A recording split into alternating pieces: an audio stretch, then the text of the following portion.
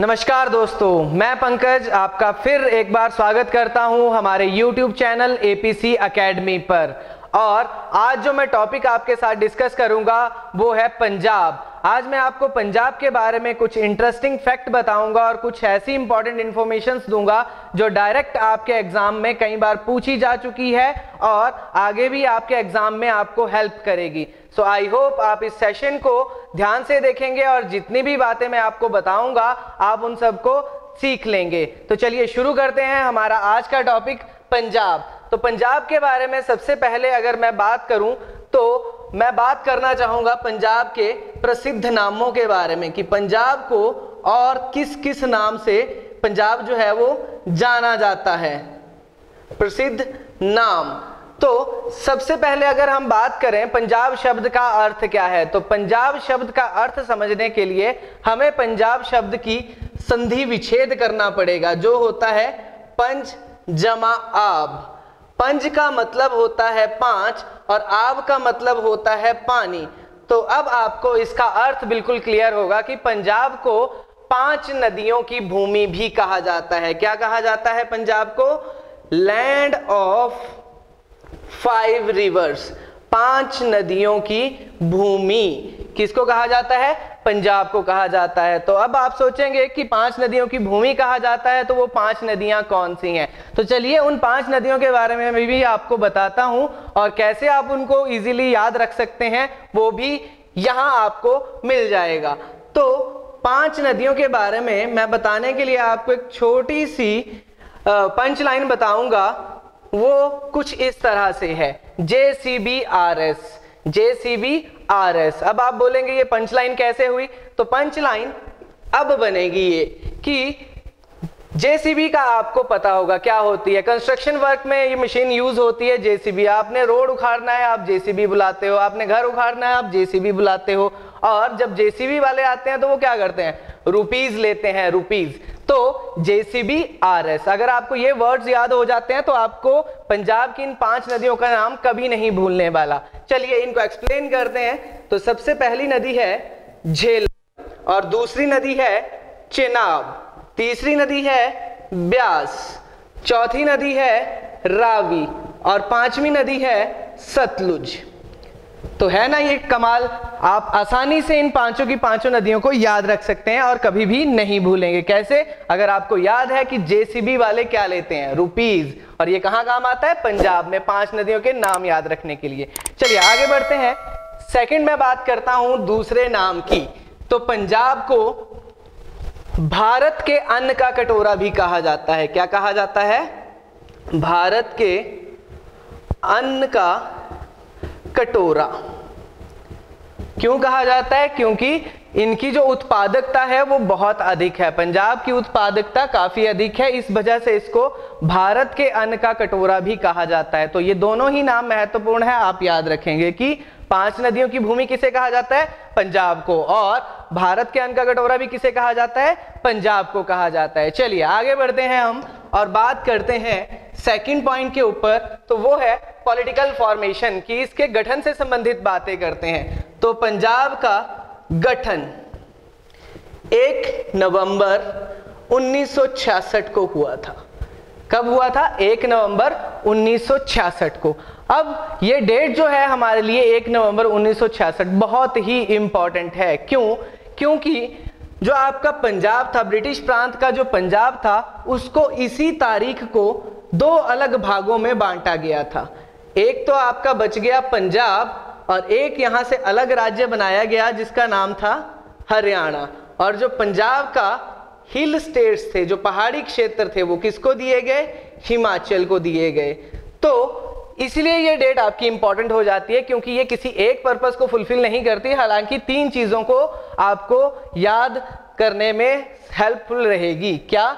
कि ये तो एक पंजाब का गठन की तारीख है 1 नवंबर 1966, दूसरी हरियाणा के गठन की तारीख भी 1 नवंबर 1966 और तीसरी हिमाचल को जो हिल क्षेत्र, पहाड़ी क्षेत्र जो दिए गए थे वो कब मिले थे? 1 नवंबर 1966 को। और हिमाचल में इस तारीख को हम किस रूप में मनाते हैं? इसे मनाया जाता है विशाल हिमाचल दिवस के रूप में। आप सबको पता होगा तो विशाल हिमाचल दिवस क्यों मनाया जाता है? क्योंकि हिमाचल का क्षेत्रफल बढ़ गया था। जितनी भी पहाड़ी रियासतें पंजाब के पास थी उनको हिमाचल को कब ट्रांसफर किया गया था? 1 नवंबर 1966। तो ये है तारीख जिस तारीख को गठन और पुनर्गठन हुआ था पंजाब का। चलिए आगे बढ़ते हैं, बात करते हैं इनके कैपिटल की, सीएम की, गवर्नर की। तो पंजाब की capital, as you know all, कि पंजाब की कैपिटल है चंडीगढ़, और Chandigarh is also capital of which state? Haryana. तो जो आपका चंडीगढ़ है वो केवल और केवल पंजाब की ही नहीं बल्कि हरियाणा की भी राजधानी है। और बात करते हैं हम इनके मुख्यमंत्री की, तो मुख्यमंत्री का नाम है captain Amarinder Singh. Captain Amarinder Singh, got it. चलिए गवर्नर की बात करते हैं, तो गवर्नर का नाम है बीपी सिंह बदनौर। कौन है यहाँ के गवर्नर? बीपी सिंह बदनौर, राज्यपाल इनको बोला जाता है। और ये व्यक्ति और भी इंपॉर्टेंट है, क्यों? क्योंकि जो आपके चंडीगढ़ क्षेत्र की अगर हम बात करते हैं तो वहां उपराज्यपाल, लेफ्टिनेंट गवर्नर भी कौन है? The same man, BP Singh Badnore. Punjab के राज्यपाल और चंडीगढ़ के उपराज्यपाल कौन है? बीपी सिंह बदनौर। अगर हम बात करते हैं इनके हाई कोर्ट की, उच्च न्यायालय की, तो उच्च न्यायालय के ऊपर भी बहुत सारे एग्जाम में क्वेश्चन पूछा जाता है। वैसे तो कुछ एक स्पेसिफिक क्वेश्चंस हैं, जैसे कि आपका भारत का पहला उच्च न्यायालय कब बना था, या भारत में कुल कितने उच्च न्यायालय हैं, या भारत में जो रिसेंट आपका हाई कोर्ट खुला है वो कौन सा है, तो उनके बारे में मैं भी आपको बताऊंगा। बट पहले हम बात कर लेते हैं उच्च न्यायालय की। तो उच्च न्यायालय पंजाब का जो है वो क्या है? चंडीगढ़ है। चंडीगढ़ है, और चंडीगढ़ जो है वो पंजाब और हरियाणा दो राज्यों का संयुक्त उच्च न्यायालय है, आप ध्यान में रखेंगे। तो अभी मैंने कुछ एक डिस्क्रिप्शन आपको दी कि हाई कोर्ट से आपके लिए कौन से जो क्वेश्चन है वो इंपॉर्टेंट रहते हैं। वैसे तो हाई कोर्ट के बारे में कम पूछा जाता है। अगर हम बात करें स्टेट वाइज, तो आपके अगर स्टेट लेवल एग्जाम की आप तैयारी कर रहे हैं तो हो सकता है आपसे पूछ लिया जाए। अगर आप कहीं नेशनल लेवल के एग्जाम की तैयारी कर रहे हैं तो वहां आपके लिए 3 इंपॉर्टेंट बहुत ही ज्यादा जरूरी हो जाते हैं। वो क्या क्या है? कि first high court in India, first high court in India, तो वो कहां था? वो था जी कोलकाता में। कब खुला था? 1862, 1862 में। अगर हम बात करते हैं second important question about high court, तो दैट इज कि भारत में अभी तक कितने उच्च न्यायालय हैं? तो इनकी संख्या है 25 हाई कोर्ट्स इन इंडिया। अभी तक कितने हैं? 25 उच्च न्यायालय हैं। और अगर हम बात करते हैं रीसेंट हाई कोर्ट की, कि अभी जो हमारा लेटेस्ट हाई कोर्ट बना है वो किस राज्य में बना है, तो वो है आपका अमरावती। अमरावती, ये क्या है? 25th हाई कोर्ट है for the state of Andhra Pradesh. Andhra Pradesh के लिए हमारा 25वां उच्च न्यायालय बनाया गया। तो ये 3 क्वेश्चन आपके लिए बहुत इंपॉर्टेंट है। उसके अलावा अगर हम स्टेट वाइज बात करें तो चंडीगढ़ उच्च न्यायालय है पंजाब और हरियाणा 2 राज्यों का। अगर हम बात करते हैं यहाँ नंबर ऑफ डिस्ट्रिक्ट्स की, कि जिले कितने हैं पंजाब के अंदर, तो इनकी संख्या है 22। और अगर हम बात करते हैं इनकी ऑफिशियल लैंग्वेज की, इनकी जो भाषा है राजकीय वो क्या है, तो इनकी ऑफिशियल लैंग्वेज है पंजाबी। पंजाबी, तो पंजाबी के बारे में अगर मैं कुछ और बताऊं आपको, तो पंजाबी की लिपि का आपको सबको पता होगा, नहीं पता है तो मैं लिख रहा हूं। इनकी लिपि का नाम है गुरुमुखी। कई सारे एग्जाम में पूछा जाता है कि पंजाबी भाषा की लिपि क्या है, तो लिपि है इनकी गुरुमुखी। और गुरुमुखी की अगर हम बात करते हैं तो इस लिपि का जनक किसे कहा जाता है, ये भी काफी सारे एग्जाम में पूछा गया है अभी तक क्वेश्चन। तो गुरु अंगद, जो दूसरे गुरु थे सिखों के, उनको इस लिपि का जनक माना गया है। चलिए तो आगे बढ़ते हैं और बात करते हैं पंजाब के रैंक्स की। रैंक्स मीन्स कि उत्पादकता में किस फसल के उत्पादन में ये आगे है, या क्षेत्रफल की दृष्टि से इसका कौन सा स्थान है, पॉपुलेशन की दृष्टि से इस राज्य का कौन सा स्थान है। तो मैं बात करने वाला हूं रैंक्स, पंजाब की रैंक्स के बारे में। तो अगर मैं बात करूं इसकी क्षेत्रफल की दृष्टि से, एरियाज रैंक, तो दैट इज 19वां बड़ा राज्य है भारत का पंजाब। अगर मैं बात करता हूं पॉपुलेशन की, तो पॉपुलेशन के हिसाब से भारत का 16वां बड़ा राज्य है पंजाब। अगर मैं बात करता हूं प्रोडक्शन, उत्पादकता की, तो गेहूं, फसल ले लेते हैं गेहूं, तो गेहूं के उत्पादन में इसका सेकंड रैंक है। गेहूं का दूसरा बड़ा उत्पादक राज्य है भारत में कौन? पंजाब। अगर हम फर्स्ट की बात करते हैं तो फर्स्ट है उत्तर प्रदेश। फर्स्ट रैंक किसका है गेहूं की प्रोडक्शन में? यूपी का। और इसी के बारे में एक और चीज है, एक्सेप्शन है, इंपॉर्टेंट है, जो ध्यान में रखनी है आपको, कि अगर तो क्वेश्चन आता है कि गेहूं का सर्वाधिक उत्पादन कौन सा राज्य करता है, तो आपका आंसर बनता है यूपी। दूसरा बड़ा राज्य पूछा जाता है तो आंसर बनता है पंजाब। पर अगर आपसे प्रति हेक्टेयर उत्पादन के बारे में पूछ लिया जाए, मतलब ये क्वेश्चन जो है वो उत्पादकता से संबंधित है, तो अगर आपसे पूछ लिया जाता है कि प्रति हेक्टेयर उत्पादन के आधार पर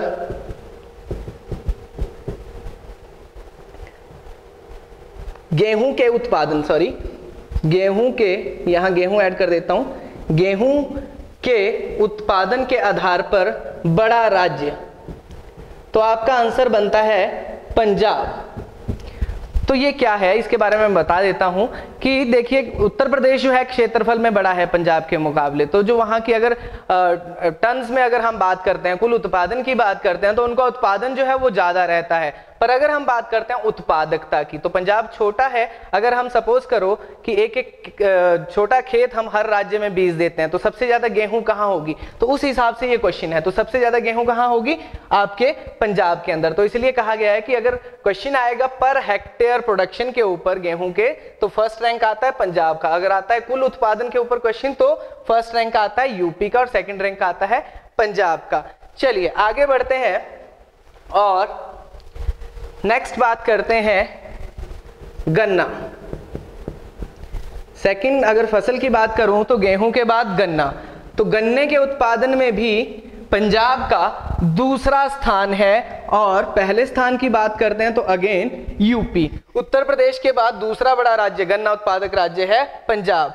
अगर मैं बात करता हूं नेक्स्ट, तो अगली फसल है हमारी चावल। चावल, तो चावल के उत्पादन में पंजाब का स्थान है तीसरा। और अगर हम पहले दूसरे रैंक की बात करें, फर्स्ट एंड सेकंड रैंक की बात करते हैं, तो फर्स्ट पे आपका पश्चिम बंगाल, सबसे ज्यादा चावल का उत्पादन होता है पश्चिम बंगाल के अंदर। और अगर दूसरे रैंक की बात करें तो उसके बाद सेकंड नंबर पे आता है आपका यूपी। पर अगर पंजाब की बात की जाए तो ये तीसरा बड़ा उत्पादक राज्य है चावल का। चलिए, तो ये बात होगी इसके रैंक्स और प्रोडक्शन के बारे में, जो आपको ध्यान में रखनी है। आगे बढ़ते हैं और बात करते हैं हम यहां इसके नेशनल पार्क्स की। नेशनल पार्क्स मींस राष्ट्रीय उद्यान। हर एग्जाम में लगभग ये क्वेश्चन आता ही आता है।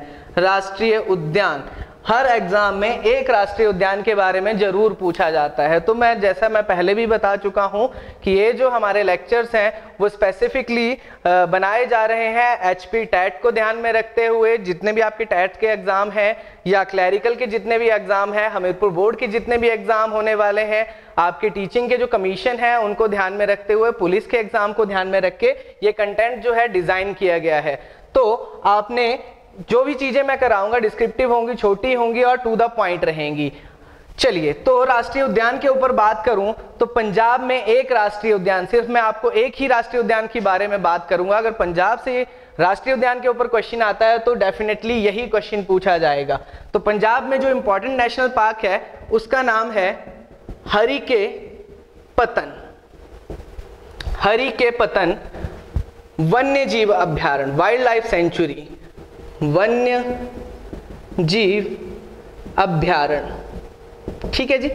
इसको एक और अन्य नाम दिया गया है, वो है wetland bird sanctuary. Wetland bird sanctuary, ये किसका दूसरा नाम है? हरी के पतन वन्य जीव अभ्यारण्य का ही दूसरा नाम है। तो चलिए मैं बताता हूं इसकी इंपॉर्टेंस के बारे में कि ये हमारे लिए क्यों इंपॉर्टेंट है। चलिए, एक क्वेश्चन है मेरा कि अगर मैं आपसे पूछूं कि भारत की सबसे बड़ी नहर कौन सी है, तो आई होप आप सबको पता होगा कि भारत की सबसे बड़ी नहर कौन सी है, इंदिरा गांधी नहर। इंदिरा गांधी नहर, तो ये भारत की सबसे बड़ी नहर है। कई बार कुछ एक एग्जाम में ये क्वेश्चन आ चुका है कि जो भारत की सबसे बड़ी नहर है इंदिरा गांधी नहर, उसका उद्गम स्थान कौन सा है, या ये जो नहर है इसे किन नदियों से पानी प्राप्त होता है, जल प्राप्त होता है। तो मैं बात करूं अगर उद्गम स्थल की, तो इंदिरा गांधी नहर का जो उद्गम स्थान है वो है हरिकेपतन। कहां से ये चलती है, हरिकेपतन से। और अगर बात करूं कि हरिकेपतन कैसे बना है, तो ये सतलुज और ब्यास नदी के मिलने से जो जल ग्रहण क्षेत्र बना है उसे एक पक्षी विहार या वन्यजीव अभ्यारण्य के रूप में रिजर्व किया गया है। यहीं से आपकी सबसे बड़ी नहर इंदिरा गांधी नहर शुरू होती है। तो क्लियर होंगे आई होप आपको दोनों क्वेश्चन की। सबसे बड़ी नहर इंदिरा गांधी नहर का उद्गम स्थान कौन सा है, हरिकेपतन या वेटलैंड बर्ड सेंचुरी। और ये अगर पानी के बारे में पूछ लिया जाता है इसके पानी का स्रोत क्या है, तो स्रोत है सतलुज और ब्यास नदी जो मिलके हरिकेपतन का निर्माण करती है। तो चलिए आगे बढ़ते हैं नेक्स्ट पॉइंट की तरफ। और जो हमारा अगला पॉइंट है वो है डैम्स एंड रिवर। तो आपको पता है डैम और रिवर्स के बारे में भी हमेशा एग्जाम में एक क्वेश्चन हमेशा रहता है कि किसी डैम के बारे में पूछ लिया जाएगा या किसी पर्टिकुलर डैम की जो स्थिति है वो किस नदी के ऊपर बनाया गया है उसके बारे में पूछा जाएगा। तो चलिए पंजाब से संबंधित अगर मैं डैम्स एंड रिवर्स की बात करता हूं तो यहां मैं आपको दो डैम्स के बारे में बताऊंगा और किन नदियों पर वो स्थित हैं उनके बारे में मैं बताऊंगा। तो सबसे पहले आपका है महाराजा रंजीत सिंह, महाराजा रंजीत सिंह डैम। ठीक है जी, महाराजा रंजीत सिंह डैम। अगर इस बांध की बात करता हूं तो ये है रावी नदी के ऊपर है। और ये क्यों इंपॉर्टेंट है, क्योंकि इस बांध को एक अन्य नाम से भी जाना जाता है। इसका दूसरा नाम है थीन डैम या थीन बांध भी इसको कहा जाता है। थीन बांध भी इसको कहा जाता है। कहाँ है ये, पंजाब के अंदर है, पठानकोट में। और इसका नाम है रंजीत सागर डैम, रावी नदी पर ये स्थित है। और इसका दूसरा नाम है थीन बांध। और दूसरे अगर मैं बात करूं, ये एक डैम हो गया महाराजा रंजीत सिंह, और दूसरे बांध की बात करूं तो उसका नाम है सिसवा, सिसवा डैम। तो ये जो है वो सतलुज नदी के ऊपर है। इसके अलावा आपको इन दो बांधों के अलावा आपको किसी अन्य बांध के बारे में जानने की आवश्यकता नहीं है। पंजाब से अगर पूछा जाता है तो इन दो बांधों के बारे में ही डेफिनेटली पूछा जाएगा। चलिए आगे बढ़ते हैं, हमारे टॉपिक को आगे लेके जाते हैं। तो अभी तक हम डिस्कस कर चुके हैं इसकी फॉर्मेशन के बारे में कि पंजाब राज्य का गठन कैसे हुआ है, कौन यहाँ पे सीएम है, गवर्नर कौन है, और हाई कोर्ट क्या है, लैंग्वेज क्या है। हमने बात कर ली यहाँ प्रोडक्शन और इनकी रैंकिंग के बारे में, हमने बात कर ली नेशनल पार्क्स के बारे में, हमने बात कर ली डैम्स एंड रिवर्स के बारे में। अगर मैं अदर एस्पेक्ट्स के ऊपर बात करूं तो एक यहाँ आपका नेक्स्ट टॉपिक आता है डांसेस। नृत्यों के ऊपर एक क्वेश्चन जरूर आता है एग्जाम में। हो सकता है वो आपसे फोक डांसेस, लोक नृत्यों के बारे में पूछें, या हो सकता है आपसे वो किसी क्लासिकल डांस के बारे में पूछें। तो क्लासिकल डांस पंजाब से कोई नहीं है। वैसे अगर ऑल ओवर इंडिया में बात की जाए तो 8 क्लासिकल डांस, शास्त्रीय नृत्य केवल 8 हैं और पंजाब से कोई नहीं है। तो ये पॉइंट तो आपका नहीं आएगा यहाँ। तो पॉइंट डांसेस में कौन सा आएगा, फोक डांस। तो फोक डांस की अगर मैं बात करूं पंजाब के अंदर तो आप सबको पता है गिद्धा, भांगड़ा, ढोल, गतका, ये जो है प्रमुख नृत्य शैलियां हैं पंजाब की। Giddha, Bhangra, you very known to these forms of dance. अगर हम बात करें ढोल, तो ढोल भी क्या है आपका भांगड़ा नृत्य का ही एक प्रकार है। और गतका की बात करें तो गतका जो है वो युद्ध शैली का नृत्य है। इनका युद्ध शैली का नृत्य है पंजाब का। जैसे आपने देखा होगा कभी भी जो शोभा यात्रा निकलती है अगर, तो शोभा यात्रा में एक नीले गाउन वाले जो लोग आगे चलते हैं तो वो कुछ एक जो डांस करते हैं उसी को गतका कहा जाता है। तो ये इनकी इंपॉर्टेंट डांस फॉर्म्स हैं। चलिए आगे बढ़ते हैं। फोक डांसेस के बाद अब बात करेंगे इनके फेस्टिवल्स के ऊपर कि कौन से इनके प्रमुख त्योहार हैं जिन्हें ये काफी धूमधाम से मनाते हैं। तो अगर हम त्योहारों के ऊपर बात करें तो त्योहारों में लोहड़ी, वैसाखी, गुरु पर्व, होली और बसंत पंचमी ये इनके प्रमुख त्योहार हैं जिन्हें ये काफी धूमधाम से मनाते हैं। चलिए, त्योहार भी हो गए हमारे और इनके डांसेस भी हो गए। एक और पॉइंट मैं ऐड करना चाहूंगा जो आज की डेट में काफी इंपॉर्टेंट होता है और काफी बार ये हो सकता है पूछा जाए आपसे। आजकल ट्रेंड चला है जीआई टैग का। GI tag means geographical indication. तो हर राज्य को कुछ ना कुछ टैग मिलता है। तो जो पंजाब का जीआई टैग है वो है फुलकारी। इनका जीआई टैग क्या है? फुलकारी है। चलिए आगे बढ़ते हैं और अब हम बात करेंगे यहां इंपॉर्टेंट स्टेडियम्स के बारे में। स्टेडियम्स एंड अरेनाज अगर कोई है तो ठीक है, स्टेडियम एंड अरेनाज। तो जो मुझे लगता है यहाँ पे आपके लिए इंपॉर्टेंट रहेंगे सिर्फ दो ही स्टेडियम। दो में से भी एक बहुत इंपॉर्टेंट स्टेडियम है जिससे आप वेल नोन है। तो अगर मैं बात करूं मोहाली स्टेडियम की तो सबको पता होगा मोहाली में अंतर्राष्ट्रीय क्रिकेट स्टेडियम है, ठीक है जी। और हो सकता है आप में से काफी सारे लोगों ने यहाँ जाके मैच देखा हो या कोई इच्छा रखता हो कि हम जाएंगे। तो ये जो आपका मोहाली का इंटरनेशनल क्रिकेट स्टेडियम है इसका नाम है बिंद्रा स्टेडियम। और ये किससे संबंधित है? इंटरनेशनल क्रिकेट से, अंतरराष्ट्रीय क्रिकेट से ये संबंधित है। और कहाँ है ये? मोहाली के अंदर है ये स्टेडियम आपका, अंतरराष्ट्रीय क्रिकेट से संबंधित। इसका नाम है बिंद्रा स्टेडियम। अगर मैं दूसरे स्टेडियम की बात करूं तो वो है आपका गांधी मैदान। और ये कहाँ है आपका? ये है जालंधर में। मल्टीपर्पज ये स्टेडियम है। तो ये आपके दो इंपॉर्टेंट स्टेडियम हैं जो पंजाब के अंदर हैं। चलिए आगे बढ़ते हैं। स्टेडियम्स भी हमारे कवर हो गए। अब कई बार करंट अफेयर जैसे होते हैं तो उस हिसाब से कई बार आपके एयरपोर्ट्स इंपॉर्टेंट हो जाते हैं। अगर कोई इंपॉर्टेंट हस्ती अगर आपके उस पर्टिकुलर स्टेट को विजिट कर रही है और किसी एयरपोर्ट पे लैंड कर रही है तो कई बार करंट अफेयर्स में ये क्वेश्चन पूछ लिया जाता है कि जो हस्ती है वो किस एयरपोर्ट पे आई, या कोई ब्ला ब्ला एयरपोर्ट जो है वो किस स्टेट में आता है।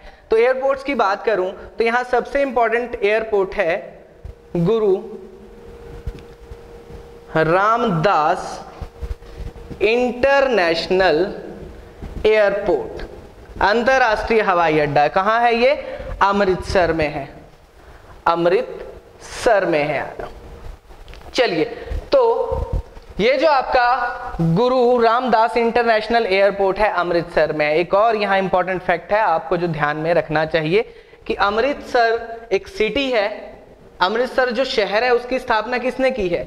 गुरु रामदास ने ही की है। तो उन्हीं के नाम पे ये अंतरराष्ट्रीय हवाई अड्डा भी है। चलिए एक और इंटरनेशनल एयरपोर्ट है आपका चंडीगढ़ के अंदर और उसको शहीद भगत सिंह इंटरनेशनल एयरपोर्ट कहा जाता है। ये कौन सा एयरपोर्ट है आपका? ये है आपका चंडीगढ़ एयरपोर्ट। दूसरा अंतरराष्ट्रीय हवाई अड्डा है पंजाब के अंदर, या बोल सकते हैं चंडीगढ़ के अंदर। तो ये दो एयरपोर्ट्स आपके यहाँ इंपॉर्टेंट हो जाते हैं जो अंतरराष्ट्रीय हैं। चलिए आगे बढ़ते हैं।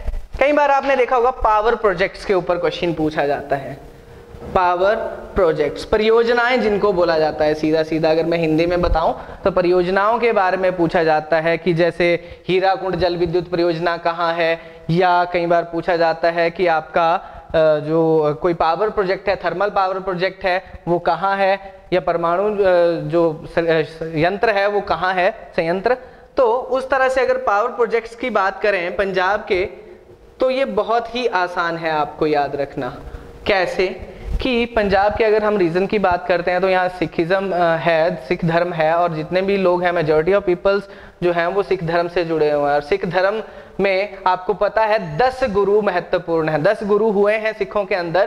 तो पावर प्रोजेक्ट्स की अगर आप बात करेंगे तो आपको कुछ छोटी सी बात याद रखनी है कि गुरु के नाम से शुरू होने वाली परियोजनाएं किस राज्य से संबंधित होंगी? पंजाब से। जितनी भी परियोजनाओं के नाम के सामने क्या आ जाएगा? गुरु आ जाएगा। जैसे गुरु Govind Singh thermal power project हो गया या कोई अन्य गुरु के नाम से आपकी परियोजना शुरू हो रही है, तो वो सीधी की सीधी आप कहाँ रिलेट करोगे उनको? पंजाब से रिलेट करोगे। तो इसमें मैं पर्टिकुलर कोई आपको नाम नहीं बता रहा, सिर्फ एक आपको ट्रिक बता रहा हूं जिससे आप सारी जितनी भी परियोजनाएं हैं पंजाब की उनको आइडेंटिफाई कर पाएंगे। चलिए, तो ये भी आपका कंप्लीट होता है परियोजनाएं। और अगर मैं आप बात करूं तो अब एक और इंटरेस्टिंग फैक्ट है, सिटीज। कुछ एक शहर होते हैं या इसको हम बोल सकते हैं निकनेम्स ऑफ सिटीज। कुछ शहरों के प्रसिद्ध नाम हैं, जैसा कि आपने सुना होगा अमृतसर है। तो अमृतसर को किस नाम से जाना जाता है? अमृतसर, ये गोल्डन सिटी इसको बोला जाता है। गोल्डन सिटी किसको बोला जाता है? अमृतसर शहर को बोला जाता है। और अगर मैं दूसरे अन्य शहर की बात करूं तो अमृतसर के अलावा जालंधर है। जालंधर को साइंस सिटी ऑफ पंजाब के नाम से ये जाना जाता है, जालंधर। अगर मैं बात करूं पटियाला की बात करें तो पटियाला को रॉयल सिटी मतलब शाही शहर कहा जाता है। और it is also known as cultural capital of Punjab की सांस्कृतिक राजधानी किसे कहा जाता है? पटियाला को कहा जाता है। 4th नंबर पे अगर हम बात करें तो यहाँ चंडीगढ़ है। चंडीगढ़ आप सबको पता होगा, जब भी आप चंडीगढ़ एंटर करते हैं तो आपकी फेसबुक भी बताती है द सिटी ब्यूटीफुल। किसका नाम है? चंडीगढ़ का। इसके अलावा इसको क्लीन सिटी भी कहा जाता है, ठीक है जी। और प्लांट सिटी भी इसको कहा जाता है, प्लांट सिटी। क्यों? क्योंकि इसका नक्शा पहले बनाया गया था और इसकी कंस्ट्रक्शन बाद में हुई है, तो इस वजह से इसको प्लांट सिटी भी कहा जाता है। तो नक्शे की बात अगर मैंने कर दी है तो चलो मैं ये भी बता देता हूं कि जो चंडीगढ़ शहर के वास्तुविद हैं, जिन्होंने जो आर्किटेक्चर है चंडीगढ़ के, उनका नाम है ली कॉर्ब्यूजर। किसने चंडीगढ़ शहर का नक्शा बनाया था? ली कॉर्ब्यूजर ने। तो एक ये शहर हो गया, एक हमारे नजदीक में है, उसका नाम है आनंदपुर साहिब या आनंदपुर। तो इस शहर को खालसा ए विरासत नाम दिया गया है। क्यों दिया गया है? क्योंकि यहाँ एक म्यूजियम बना है जिसका नाम है खालसा ए विरासत, और वहाँ सिख धर्म के जो गुरु हुए हैं, 10वें गुरु स्पेशली, उनसे संबंधित जो उनके हथियार थे, जो उनके वस्त्र थे और कुछ और अन्य कलाकृतियां रखी गई हैं। तो उस म्यूजियम के नाम से ही आनंदपुर साहिब को खालसा ए विरासत कहा जाता है, और इस म्यूजियम को 8वां अजूबा भी कहा गया है कुछ लोगों द्वारा। चलिए, तो ये आपके इम्पोर्टेंट शहर हो गए जो पंजाब के अंदर आते हैं। ओके, आगे बढ़ते हैं और बात करते हैं हम। सिटीज हमारी कवर हो गई, निकनेम्स इनके कवर हो गए। बात करते हैं हम यहाँ इम्पोर्टेंट प्लेसेस के बारे में, स्थानों के बारे में। कुछ महत्वपूर्ण स्थान है। अब स्थानों में आपके मंदिर भी आ जाते हैं या कुछ ऐतिहासिक इमारतें भी ली जाती हैं। तो स्थानों के बारे में मैं अगर यहाँ इंपॉर्टेंट बात करूं तो सबसे पहले तो गोल्डन टेम्पल स्वर्ण मंदिर कहाँ है? ये आता है जी आपका अमृतसर में। और इसका निर्माण किसने किया था? गोल्डन टेम्पल की अगर मैं बात करूं, कंस्ट्रक्शन की, निर्माण की बात करता हूं तो गोल्डन टेम्पल बनाया था 5वें गुरु अर्जुन देव ने। और अमृतसर की बात करूं तो ये शहर है और ये किसने बनाया था? गुरु रामदास ने। ये आपको ध्यान में रखना है कि अमृतसर शहर किसने बसाया, गुरु रामदास ने, और गोल्डन टेम्पल किसने बनाया, गुरु अर्जुन देव ने। ये 5वें गुरु थे और ये 4थे गुरु थे। क्लियर है? चलिए आगे बढ़ते हैं, बात करते हैं दूसरे इंपॉर्टेंट स्थान की। तो आपने सुना होगा अटारी बॉर्डर। अटारी बॉर्डर, तो अटारी बॉर्डर आपको पता है भारत पाकिस्तान का बॉर्डर है, कॉरिडोर है, और इसे अटारी और बाघा बॉर्डर भी कहा जाता है। काफी सारे लोग कंफ्यूज रहते हैं कि बाघा बॉर्डर, अटारी बॉर्डर, अमृतसर के अंदर है ये भी, पर जो बाघा है वो पाकिस्तान की तरफ से हमारी सीमा है और जो भारत की तरफ से है उसे अटारी बॉर्डर कहा जाता है। तो ये भी कहाँ है, अमृतसर के अंदर है। ठीक है जी। जलियांवाला बाग, जलियांवाला बाग, इसके बारे में भी आपको पता होगा, ये भी कहाँ है, अमृतसर में है, अमृतसर में है। जलियांवाला बाग इंपॉर्टेंट क्वेश्चन है, क्या हुआ था आप सबको पता होगा इसके बारे में कि 13 अप्रैल 1919 में जनरल डायर ने एक सभा के ऊपर गोलियां चला दी थी और सैकड़ों लोग मारे गए थे इस हत्याकांड में। तो ये जगह भी कहाँ आती है, आपकी अमृतसर के अंदर आती है जी। चलिए कुछ और अगर इंपॉर्टेंट जगहों के बारे में मैं बात करूं जो यहाँ पंजाब से संबंधित हैं, तो उनमें 2 टूरिस्ट डेस्टिनेशन हैं, जैसे कि एक है आपकी सुखना लेक, चंडीगढ़ के अंदर है ये झील सुखना लेक, और इसकी विशेषता क्या है, it is an artificial lake. ये एक कृत्रिम झील है, मानव निर्मित झील है सुखना झील, पर्यटन स्थल है इंपॉर्टेंट चंडीगढ़ के अंदर। और दूसरे पर्यटन स्थल की बात करूं तो वो कौन सा है, वो है आपका, अगर कोई चंडीगढ़ विजिट किया हो तो उसने ये जगह जरूर देखी होगी, रॉक गार्डन। ठीक है, बहुत मशहूर है, ये भी आपका कहाँ है, चंडीगढ़ में है। और इसकी विशेषता क्या है कि जो भी यहाँ चीजें बनाई गई हैं वो बेस्ट मटेरियल से बनाई गई हैं। ये इसके जो निर्माता हैं उनका नाम काफी बार पूछा जाता है कि किस व्यक्ति ने इस गार्डन का निर्माण किया था, तो उसका नाम है, उनका नाम है स्वर्गीय नेकचंद, स्वर्गीय नेकचंद। ठीक है जी। तो आई होप ये इंपॉर्टेंट प्लेसेस भी आपको पंजाब के बारे में क्लियर हो गए। तो चलिए मेरा लास्ट और बहुत ही इंपॉर्टेंट जो पॉइंट बचता है वो है इनके रिलीजन से संबंधित, धर्म से संबंधित। तो जैसा हम बात कर रहे थे कि यहाँ जो पंजाब है वो उसमें जितने भी लोग हैं मैक्सिमम लोग जो हैं वो सिख धर्म के फॉलोअर हैं, तो हम सिख धर्म के बारे में बात कर लेते हैं। सिख धर्म की अगर बात की जाए तो सिख धर्म में 10 गुरुज, कुल 10 गुरु हुए हैं, और उनमें से मैं 4 या 5 गुरुओं के बारे में आपको बताऊंगा क्योंकि उनके बारे में पेपर में बहुत बार पूछा जाता है। तो सबसे पहले फर्स्ट गुरु की बात करें तो उनका नाम है गुरु नानक देव। गुरु नानक देव, गुरु नानक देव की अगर बात की जाए तो इनके जन्म के ऊपर बहुत बार क्वेश्चन पूछा जाता है एग्जाम में। तो इनका जन्म जो है 1469 ईस्वी में ननकाना साहिब तलवंडी सिंध पाकिस्तान में हुआ था। कहाँ हुआ था इनका जन्म, पाकिस्तान के अंदर। ननकाना साहिब तलवंडी प्रांत है सिंध और ये पाकिस्तान की जगह है।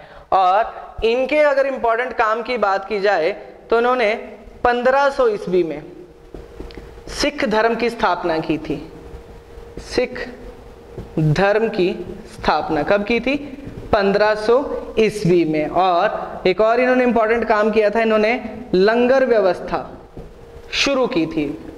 लंगर व्यवस्था शुरू किसने की थी, गुरु नानक देव ने। और अगर मृत्यु की बात करें तो 1539 ईस्वी में गुरदासपुर